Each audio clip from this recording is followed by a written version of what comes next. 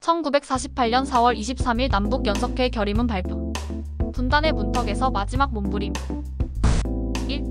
해방과 함께 밀려든 분단의 그림자. 1945년 8월 15일 일본의 항복으로 조선은 해방을 맞았다. 그러나 진정한 자유는 오지 않았다. 한반도는 북위 38도선을 경계로 미국과 소련에 의해 분할 점령되었고 우리는 주권 없는 나라에서 다시금 타국의 명령을 따르게 된다. 미국과 소련은 임시정부를 수립해 자주 독립을 보장하겠다며 미소공동위원회를 열었지만 냉전의 시작과 함께 논의는 삐걱거리기 시작한다.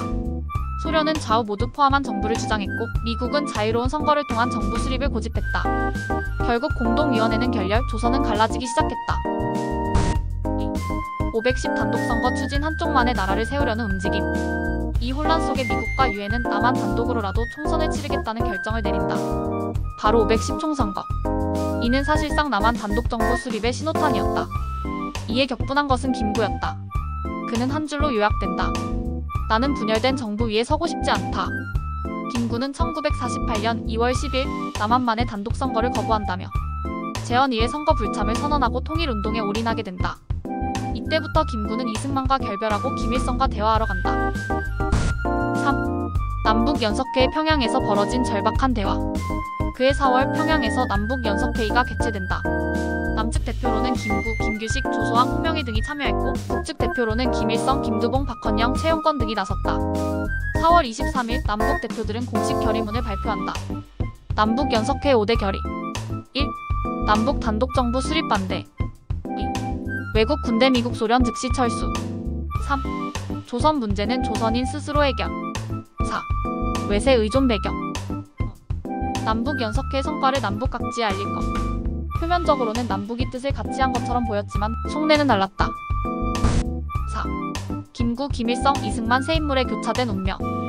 김구 민족 하나 되길 바랐던 진심의 정치가. 그는 공산주의자가 아니었다. 오히려 철저한 반공주의자였다. 그러나 그는 이념보다 민족이 먼저라는 신념을 가졌다. 그래서 공산당 정권 수립을 눈앞에 둔 평양으로 향했다. 지푸라기라도 잡는 심정이었다. 나는 공산당도 친미도 친소도 아니다. 나는 오직 민족을 따른다. 그가 믿은 건 김일성의 진심이 아니라 민족의 힘이었다. 김일성 쇼맨십과 전략으로 명분을 챙긴 사람. 김일성은 이 회담을 철저히 계산된 전략의 장으로 활용했다. 그는 남북협상의 주도권을 쥔 채 김구 일행을 환영하고 평양 시민 앞에서 김구를 애국자라 치켜세운다.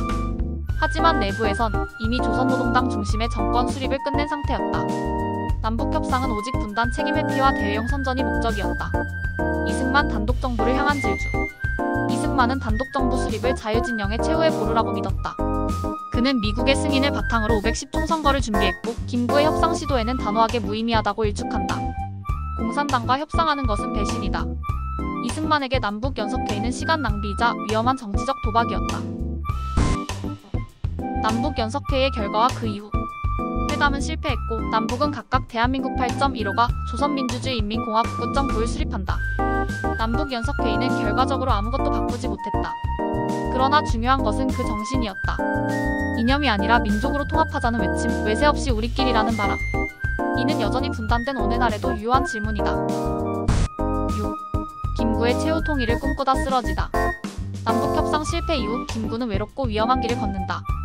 1949년 6월 26일 경교장에서 안두희의 총탄에 암살된다. 그의 시신은 분단된 조국을 끝내보지 못하고 묻힌다. 나는 통일을 위해 죽고 이승만은 권력을 위해 살았다. 어느 늙은 독립운동가의 회고? 마무리 질문으로 남은 연석회의. 우리는 왜 통일보다 체제를 먼저 택했는가? 김구는 왜 공산주의자와도 대화를 하려 했는가? 분단은 필연이었는가? 선택이었는가? 1948년 4월 23일 민족의 마지막 협상 테이블이 열렸다. 그날의 회담은 결실을 맺지 못했지만 그 정신은 지금 이 순간에도 우리에게 묻고 있다. 우리는 통일을 진심으로 원하는가?